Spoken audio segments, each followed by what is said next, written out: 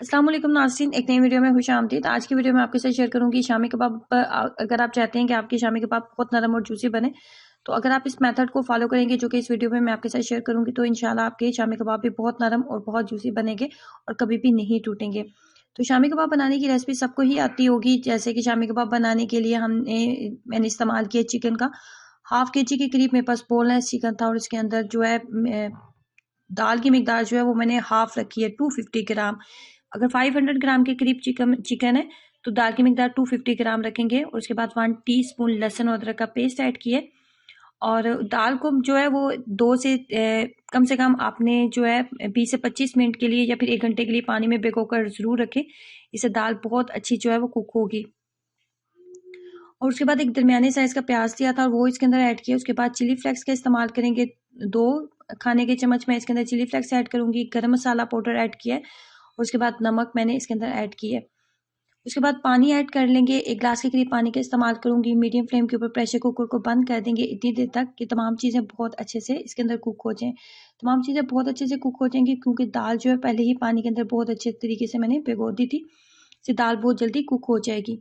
तो आपको जैसे कि नज़र आ रहा है कि 20 मिनट के बाद मैंने प्रेशर कुकर को खोल लिया था। और प्रेशर कुकर को खोलने के बाद आपने यहाँ पे जो जिस बात का ख्याल रखना होता है, जो कि मेन चीज़ है यहाँ पे, कि आपका जो पानी है ना वो मुकम्मल तौर पे ड्राई नहीं होना चाहिए। इसके अंदर हल्की सी नमी रहनी चाहिए। जब भी आप शामी कबाब बनाएं, शामी कबाब बनाने के बाद जैसे इस स्टेज के ऊपर आप पहुंचे तो आपने पानी को फुल कभी भी ड्राई नहीं करना। इसके अंदर हल्का सा बिल्कुल पानी रहना चाहिए, हल्की सी नमी रहनी चाहिए। ये जो हल्की सी नमी होती है यही आपके कबाब को नरम भी बनाती है और आपके कबाब को जूसी भी बनाती है। और आपका कबाब जो है अगर 2 दिन भी फ्रिज में भी पड़ा रहेगा तो वो कभी भी बहुत ज़्यादा सख्त नहीं होगा और आप जब भी इसको खाएंगे वो आपको नरम और जूसी ही लगेगा। उसके बाद तमाम मिक्सचर को मैंने जो है कुछ देर के लिए रख दिया था। कुछ देर अगर आप इसको रखेंगे तो आप देखेंगे कि जितनी भी उसके अंदर नमी थी ना, जो नमी आपने चने की दाल और चिकन के अंदर रहने दी थी, वो नमी जो है वो ड्राई हो जाएगी। वो नमी आप जब उसको पीसेंगे सिलबट्टे में या चॉपर में आप पीस रहे हैं तो वो नमी आपको नज़र नहीं आएगी।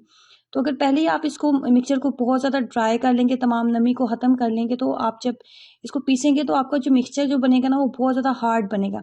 लेकिन अभी जबकि मैंने नमी इसके अंदर रहने दी थी और उसके बाद मैंने इसको पीसा उस नमी के साथ ही, तो आप देख रहे हैं कि मेरा मिक्सचर हार्ड नहीं बनेगा। मेरा मिक्सचर जो है वो सख्त नहीं बनेगा।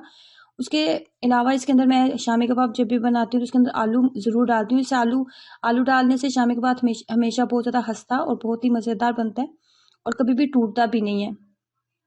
मैंने एक दरमियाने साइज़ का आलू लिया था, 2 दरमियाने साइज़ के आलू थे और उनको सिंपल बॉयल करने के बाद मैश कर लिया था। उसके बाद मज़ीद मैंने इसके अंदर सिर्फ सब्ज़ धनिया डाला है।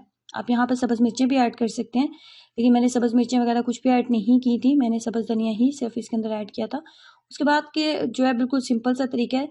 अगर इस तरीके को आप फॉलो करते हुए शामी कबाब बनाएंगे तो आपके शामी कबाब कभी भी नहीं टूटेंगे और बहुत ज़्यादा नरम, बहुत ज़्यादा फूले हुए, बहुत ज़्यादा खस्ता बनेंगे और बहुत ज़्यादा नरम भी होंगे।